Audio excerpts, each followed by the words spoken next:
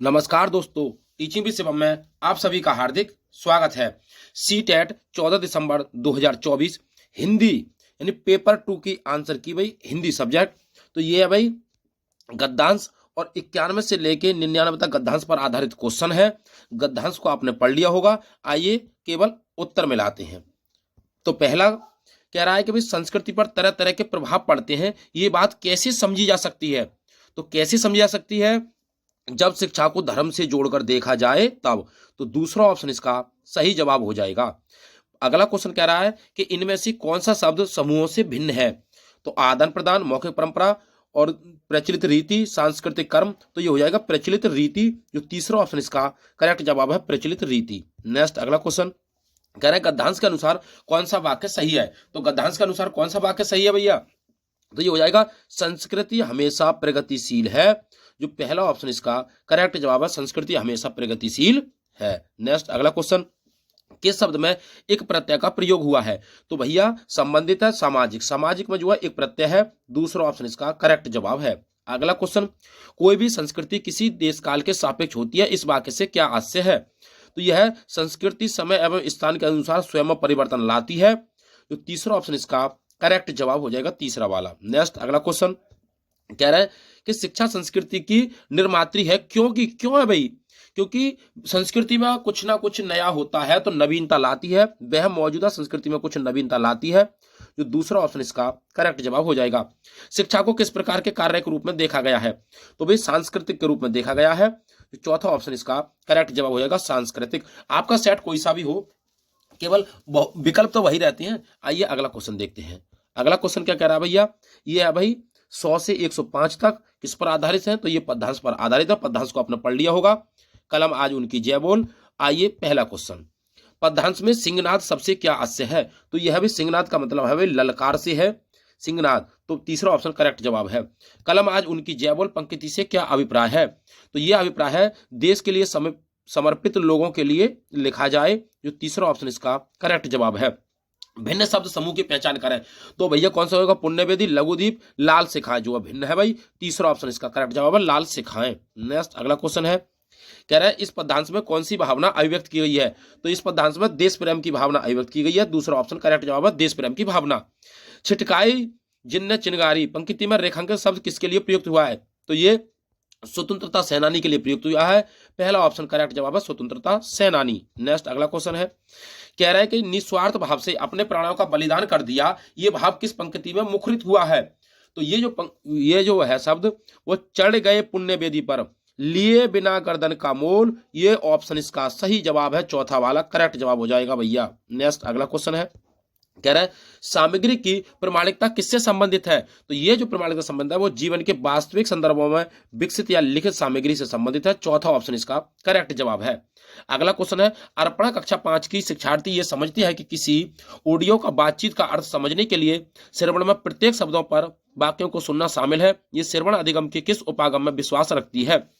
तो यह है अधो शीर्षमुखी उपागम बॉटम अप्रोच पर निर्भर रहती है। तीसरा ऑप्शन इसका करेक्ट जवाब हो जाएगा अधो शीर्षमुखी उपागम बॉटम अप। आइए नेक्स्ट अगला, भाषा अधिगम में सर्वांगीण सिस्टमिक दक्षता क्या है। तो ये जो है वो है इस बात को समझना कि सभी भाषाओं की एक सामान्य संरचनात्मक व्यवस्था होती है। चौथा ऑप्शन इसका सही जवाब हो जाएगा भाई। आइए नेक्स्ट अगले क्वेश्चन की ओर बढ़ते हैं। कह रहा है यहाँ एक पाठ्य सामग्री का कुछ कथन है, पता लगाइए कि इस पाठ्य सामग्री किस भाषा प्रयुक्त का प्रयोग कर रही है। तो यह भी पाठ्य सामग्री आपने पढ़ लिया होगा कि भारत का संविधान प्रत्येक व्यक्ति को समान रूप से देखता है। तो इसका सही जवाब हो जाएगा सामाजिक विज्ञान प्रयुक्ति। तीसरा ऑप्शन इसका करेक्ट जवाब है सामाजिक विज्ञान प्रयुक्ति। नेक्स्ट अगले क्वेश्चन की ओर बढ़ते हैं। कक्षा 6 के अध्यापक आज पढ़ी जाने वाली भाषा सामग्री को शिक्षार्थियों के पूर्व ज्ञान और अनुभव वार्म ये आधारित है भाई, इस पर कराना चाहती है। तो इसको पढ़ लिया हुआ भाई। तो इसका जो सही आंसर हो जाएगा पाठ्य सामग्री के बारे में अनुमान लगाना भाई। चौथा ऑप्शन करेक्ट जवाब हो जाएगा पाठ्य सामग्री के बारे में अनुमान लगाना। अगला क्वेश्चन है, शिक्षार्थियों द्वारा हुए अधिगम के उदाहरणों का सतत रूप रखा गया रिकॉर्ड क्या कहलाता है। तो सतत रूप का जो रिकॉर्ड रखा जाता है उसे क्या कहते हैं भाई, निदानात्मक परीक्षण, पोर्टफोलियो या निपुणता आकलन या सतत सार्वजनिक आकलन। तो इसे कहते हैं पोर्टफोलियो। क्या कहते हैं उसे, पोर्टफोलियो कहते हैं। दूसरा ऑप्शन इसका करेक्ट जवाब पोर्टफोलियो। नेक्स्ट अगला क्वेश्चन है, कह रहा है कि निम्नलिखित में से किन्हें ग्रहणशील रिसेप्टिव कौशलों के रूप में रखा जाता है। तो ग्रहणशील कौशल कौन कौन से, ग्रहणात्मक कौशल कौन कौन सी है? तो भाई सुनना और पढ़ना ग्रहणात्मक कौशल है, और बोलना और लिखना अभिव्यंजनात्मक कौशल है या अभिव्यक्तिक कौशल है।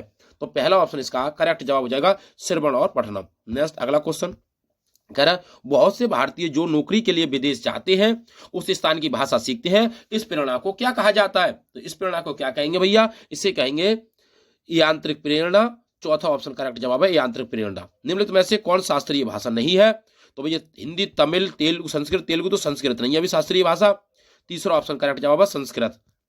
आइए अगले क्वेश्चन की ओर बढ़ते हैं।